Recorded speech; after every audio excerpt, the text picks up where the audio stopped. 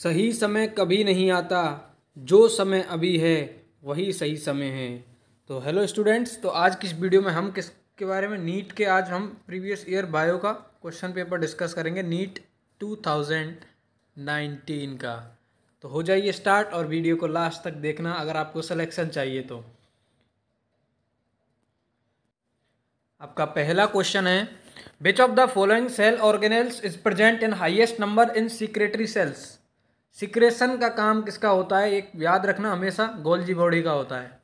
तो जहाँ पे भी सिक्रेशन की बात आएगी, सिक्रेटरी सेल्स की बात आएगी, वहाँ पे गोल्जी बॉडी सबसे ज़्यादा मिलेंगी। ठीक है, तो आपका आंसर 2 बन जाएगा इसमें।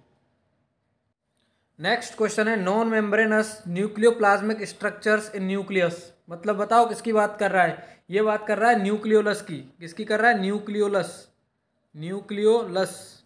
ठीक है, न्यूक्लियोलस की बात कर रहा है। और nucleolus are the site for active synthesis of rRNA. याद रखना, याद रखना, rRNA. Nucleolus are the site for the synthesis of rRNA. Next question, which of the following nucleic acids is present in organism having 70s ribosome. 70s होता है prokaryotes में। किस में होता है, प्रोकैरियोट्स के अंदर। और प्रोकैरियोट्स की बात करें तो double stranded circular naked DNA, double stranded circular naked DNA ये होता है प्रोकैरियोट्स के अंदर। ठीक है, याद रख लेना। After meiosis 1 the resultant daughter cells have. देखो, डीएनए हमें मियोसिस 1 के बाद क्रोमोसोम साफ हो जाएंगे, बट डीएनए का अमाउंट तो डबल ही होता है। ठीक है, डीएनए का अमाउंट डबल होगा, और वो भी एस फेज के अंदर, G1 S G2। तो एस फेज के अंदर amount of DNA in comparison to haploid gamete वहाँ पे डबल हो जाएगा। याद रखना इस चीज़ को, ज़्यादा दिमाग नहीं लगाना, आपको एंट्रेंस टेस्ट पास करना है, पीएचडी नहीं करनी। ठीक है, एग्जाम में फोड़ के आना है। Next question is, which of the following receptors are specifically responsible for maintenance of balance of the body and posture. Balance and posture, ठीक है, बैलेंस एंड पोस्चर के लिए यहाँ पे बनेगा crista ampullaris and macula, crista ampullaris and macula. Next question, match the column, match the column. उसमें देखो podocytes, आपको पता होगा पोडोसाइट्स कहाँ पे होते हैं, ग्लोमेरुलस के अंदर, फिल्ट्रेशन से रिलेटेड है। तो ए का हो जाएगा 4। ठीक है, पोडोसाइट्स फिल्ट्रेशन। ठीक है, ए का 4। अब आपके पास ये 2 ऑप्शन है। ठीक है, दूसरा प्रोटोनेफ्रिडिया, प्रोटोनेफ्रिडिया एम्फियोक्सस। ठीक है, एम्फियोक्सस में होता है, बट इसके बाद और भी देख लो आप, नेफ्रिडिया देख लो, नेफ्रिडिया एनिलीड्स में होता है। रीनल कैलकुलाई देख लो, डी का 1 आएगा, रीनल कैलकुलाई क्रिस्टलाइज ऑक्सलेट। ठीक है, नेफ्रिडिया एनिलीड्स में होता है, नेफ्रिडिया। तो सी का क्या आएगा, नेफ्रिडिया 2, सी का 2 आएगा, तो ये इसका ऑप्शन बन जाएगा। ठीक है, प्रोटोनेफ्रिडिया एम्फियोक्सस। ठीक है, नेक्स्ट क्वेश्चन आपको फिर से मैच द फॉलोइंग करना है। ठीक है, देखो समझो, ये आपका है मान लो पीसीटी। ठीक है, पीसीटी के बाद ये मान लो डिसेंडिंग लूप ऑफ एनले, ये असेंडिंग लूप ऑफ एनले, और ये आपका है डीसीटी, यहाँ पे मान लो डीसीटी। ठीक है, बाद में कलेक्टिंग डक्ट वगैरह बन जाए। ठीक है, अब क्या होता है, ठीक है, पीसीटी के अंदर क्या होता है, पीसीटी के अंदर रीअब्जॉर्प्शन होता है, reabsorption of ions, waters, organic nutrients आपने पढ़ा होगा, ग्लूकोज वगैरह सब चीज़ का न्यूट्री एब्जॉर्प्शन होता है। बट जो डिसेंडिंग लिम्फ ऑफ एनले होता है ना, इसमें से वाटर का रीअब्जॉर्प्शन होता है, केवल और केवल वाटर का होता है, केवल और केवल वाटर का रीअब्जॉर्प्शन। और ascending lymph of loop of Henle में से केवल और केवल सॉल्ट का रीअब्जॉर्प्शन होता है। ठीक है, सॉल्ट। और डीसीटी में होता है conditional reabsorption in the presence of ADH, aldosterone. ठीक है, एडीएच हार्मोन, ठीक है, एल्डोस्टेरोन हार्मोन। तो ये चीज़ आपको याद रखनी है। ये समझ लिया ना आपने, तो आपका क्वेश्चन हो जाएगा। ऑप्शन देख लो, डिसेंडिंग लूप ऑफ एनले में क्या होता है, कंडीशनल रीअब्जॉर्प्शन, क्या हो जाएगा 3। डिसेंडिंग लूप ऑफ एनले में क्या होता है, कंडीशनल रीअब्जॉर्प्शन।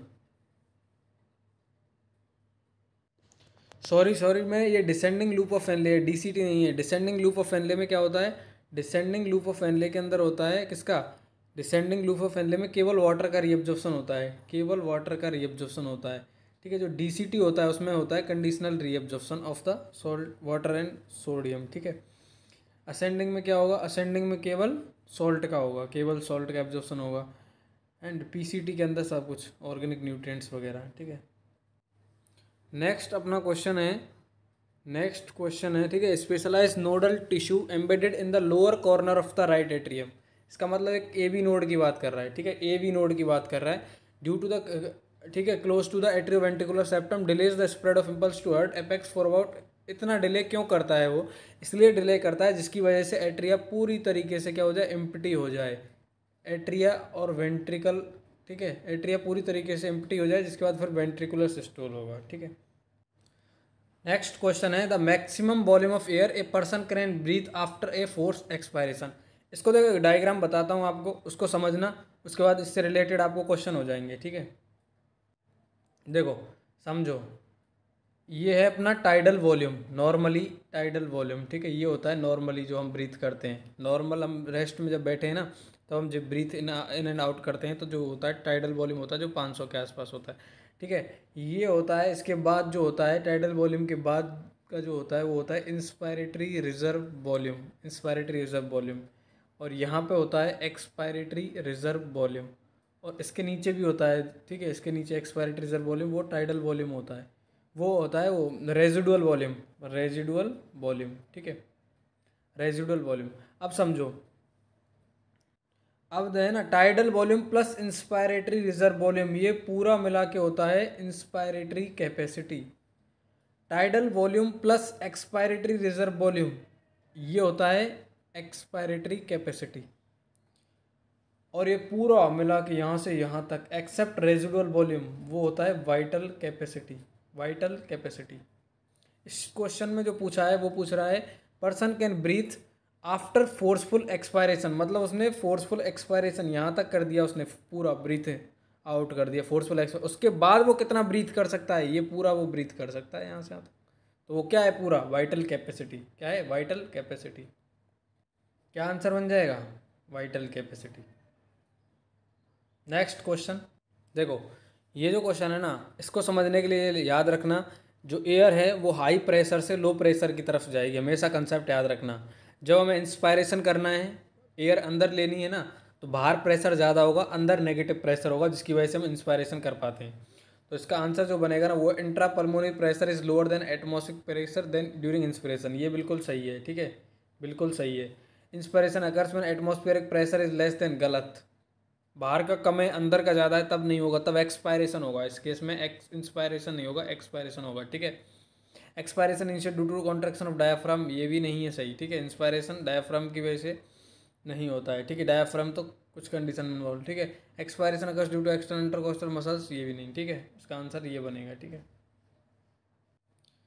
नेक्स्ट क्वेश्चन है कॉकरोच से रिलेटेड। अब ये चीज़ें आपको याद रखनी पड़ेंगी, कॉकरोच में क्या होता है क्या नहीं होता है। तो इसमें इनकरेक्ट पूछा है, इनकरेक्ट बताना है, ठीक है। तो देखो, मशरूम शेप ग्लैंड होती है, उसके अंदर a mushroom shape gland is present in the 6th to 4th 7th abdominal segment of male cockroach. Male cockroach होता है, उसके abdominal 6th to 7th abdominal segment के अंदर मशरूम शेप ग्लैंड होती है, ठीक है, याद रखना है, mushroom shape gland 6th to 7th abdominal segment of the male cockroach. Pair of spermatheca is present in the 6th segment of female cockroach, ये भी सही है, फीमेल कॉकरोच के 6th सेगमेंट में स्पर्मेथिका, मेल कॉकरोच के 6th to 7th segment में mushroom shape gland. Female cockroach 16 ovarioles in the ovary, female cockroach जो होता है उसके अंदर ओवरीज के अंदर 16 ओवेरियोल्स होते हैं, ये भी सही है। तो इसका आंसर ये जाएगा, ऐसा कुछ नहीं होता, mosaic vision with low sensitivity and more resolution. Next question है, आपको जंक्शंस के बारे में बताना है, जो कि एपिथेलियल जो टिश्यू होता है उसके अंदर होते हैं। टाइट जंक्शन का काम क्या है, टाइट जंक्शन जो होता है, टाइट जंक्शन होता है establish a barrier to prevent leakage. अगर टाइट जंक्शन है तो कोई चीज़ लीक नहीं हो पाएगी वहाँ से, ठीक है, टाइट जंक्शंस, ठीक है। एडहरिंग जंक्शंस, एडहरिंग जंक्शंस क्या है, adhering junctions cementing neighbouring cells together to form a sheet, चिपकाने का काम। गैप जंक्शंस में आयंस वगैरह का एक्सचेंज होता है to facilitate communication between the cells, ठीक है। And synaptic junctions transmit information through chemicals to another cells. याद रखना है, इसका आंसर 3 बनेगा, याद रखना है ये, ठीक है, जंक्शंस पूछ लेता है। नेक्स्ट क्वेश्चन है the contrasting characters generally in a pair use for identification of animals in taxonomic की। देखो, टेक्सोनोमिक की में आइडेंटिफिकेशन के लिए, एनिमल आइडेंटिफिकेशन के लिए पेयर में जो कॉन्ट्रास्टिंग कैरेक्टर्स होते हैं उसको क्या बोलते हैं, कपलेट बोलते हैं। एनसीईआरटी की सीधी सीधी लाइन है, कपलेट बोलते हैं, याद कर लेना, कपलेट कपलेट कपलेट, ठीक। नेक्स्ट क्वेश्चन है ये आपके एग्जाम्पल हैं जो आपको याद रखने पड़ेंगे, ठीक है। एग्जाम्पल हैं, एनिमल किंगडम से एग्जाम्पल हैं तो याद ही रखने पड़ेंगे, ठीक है। सबसे सिंपल इसमें एग्जाम्पल क्या है, प्लेन एरिया होगा, पढ़ा होगा, वो हमेशा पढ़ते हैं, ठीक है। प्लेन एरिया जो होता है प्लेटिहेल्मिन्थीस में आता है, प्लेटिहेल्मिन्थीस, प्लेन एरिया प्लेटिहेल्मिन्थीस, पी से प्लेन एरिया, पी से प्लेटिहेल्मिन्थीस। बहुत सिंपल है, ये सबको पता होता है प्लेन एरिया, ठीक है, पढ़ के आते हैं ये बहुत बच्चे, सिंपल है, एनसीईआरटी में दिया हुआ, ठीक है। तो इसके हिसाब से दो ऑप्शन आ गए ना आपके पास। अब आपको चेक करना है ओफियूरा, ओफियूरा होता है अपना echinodermata, physalia coelenterata, physalia coelenterata, physalia coelenterata, ophiura, echinodermata और pinctada mollusca, pinctada mollusca. Answer 2, pinctada mollusca. Which of the following sexually transmitted disease does not affect the reproductive organs. तो देखो जेनाइटल वार्ड्स में affect होते हैं, ठीक है। Genital नाम ही आ रहा है, जेनाइटल मतलब जेनाइटल किसको बोलते हैं, रिप्रोडक्टिव सिस्टम से related. Genital herpes reproductive system से रिलेटेड है। क्लेमाइडियाज में भी जेनाइटल ऑर्गन्स अफेक्ट होते हैं, बट एड्स एंड हेपेटाइटिस में नहीं होते, ठीक है। हेपेटाइटिस लीवर से रिलेटेड है, एड्स भी इस तरीके से है, बट एड्स में इम्यूनिटी कम हो जाती है, बाकी जेनाइटल्स अफेक्ट नहीं होते एड्स में। नेक्स्ट क्वेश्चन है आईयूडीज से रिलेटेड। IUDs once inserted need not be replaced, गलत है, रिप्लेस करना पड़ता है उसको, ठीक है, रिप्लेस करना पड़ता है time to time. IUDs are generally in the user, नहीं, उसको एक डॉक्टर की ज़रूरत होती है या एक नर्स या डॉक्टर जो भी है, प्रैक्टिशनर जो भी है, उसके द्वारा आईयूडीज इंसर्ट किया जाता है। खुद नहीं पहन सकते, कॉन्डोम वगैरह खुद पहन लेते हैं, बट ये नहीं है, ठीक है। IUDs increase phagocytosis of sperm, ये बिल्कुल सही है, phagocytosis of sperm in the uterus, sperm से उनका फेगोसाइटोसिस करती है। आईयूडीज सप्रेस गैमेटोजेनेसिस, ये भी नहीं है, ठीक है। नेक्स्ट क्वेश्चन है which of the following condition will stimulate parathyroid gland to release parathyroid hormone. अब समझना इस बात को, इसको क्वेश्चन को गलत मत पढ़ लेना कि पैराथायरॉयड हार्मोन क्या करता है, इंक्रीज ब्लड कैल्शियम। पैराथायरॉयड जो हार्मोन है वो ब्लड कैल्शियम को बढ़ाता है, लेकिन इसमें पूछा क्या है, कौन सी ऐसी कंडीशन है जिसमें पैराथायरॉयड ग्लैंड रिलीज करेगी पैराथायरॉयड हार्मोन। तो पैराथायरॉयड हार्मोन करता है ब्लड कैल्शियम को इंक्रीज करता है, लेकिन वो रिलीज कब होगा, जब ब्लड कैल्शियम कम होगा तभी तो रिलीज होगा, जिससे वो ब्लड कैल्शियम को बढ़ाएगा। तो इस चीज़ को याद रखना, कंडीशन पूछी है जिसके अंदर पैराथायरॉयड ग्लैंड रिलीज करेगी parathyroid hormone. Parathyroid hormone blood calcium को बढ़ाता है, तो वो रिलीज कब होगा, जब ब्लड में कैल्शियम कम हो जाएगा तब रिलीज होगा, जिससे ब्लड कैल्शियम को बढ़ा सके। तो fall in blood calcium.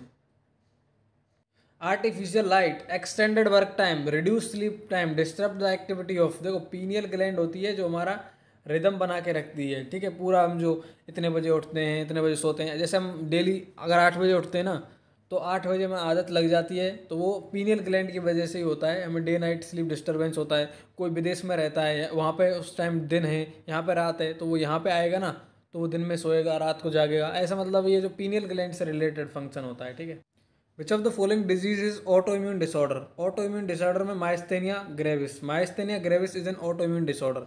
Arthritis नहीं है, रूमेटॉइड अर्थराइटिस होता तो हम कर सकते थे, गाउट नहीं है, ठीक है, ऑस्टियोपोरोसिस भी नहीं है। ऑटो इम्यून डिसऑर्डर में माइस्थेनिया ग्रेविस है, जिसमें एंटीबॉडीज अगेंस्ट द एसिटाइलकोलिन, ठीक है। तो आज की वीडियो आपने काफ़ी इन्जॉय करी होगी, ठीक है। अगर आपको वीडियो अच्छी लगी हो तो वीडियो को लाइक कर देना, चैनल को सब्सक्राइब कर देना, और नीचे कमेंट करना आपको किस ईयर का नीट का पेपर चाहिए, बायोलॉजी, केमिस्ट्री, फिजिक्स, जो भी आपको चाहिए वो नीचे कमेंट में बताना, वो पेपर आपके लिए प्रोवाइड किया जाएगा, ठीक है। वीडियो उस पर, नेक्स्ट वीडियो उसी पे होगी, ठीक है।